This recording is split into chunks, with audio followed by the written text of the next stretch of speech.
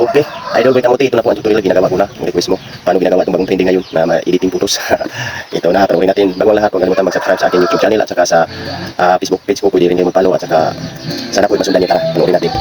Punta lang tayo sa Google Chrome at punta tayo dito sa search bar. At sa akin may lumalabas na itong Google Gemini trending photo. I-search lang natin yan. Google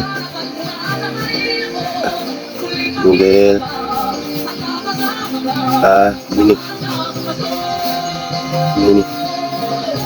Basta Google Gemini ito mga kabiligit ito. Oh. At pagkatapos punta tayo dito sa Google Gemini. At magpili kayo dito sa dalawa. Ito bang superhero? Ito bang sa akin ito? O dyan. Yan. Yan, nakita nyo na pagkatapos mabasa. Pindutin itong plus. At pindutin itong upload to file. Ay upload files. At punta tayo sa files natin. At punta sa gallery. Ayun, dito natin sa gallery. Pumili na kayo. Kung sa'yo dyan, kayo na bahala kung anong picture ang gusto nyo i-upload dyan. Ito, sa akin wala na itong buwan. Natapos na ako eh. Then pagkatapos, pindutin ko ito po itong picture. Dayon pagkatapos dan. Ayan.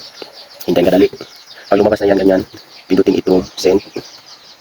Hintayin. Kasi maluluding pa yan.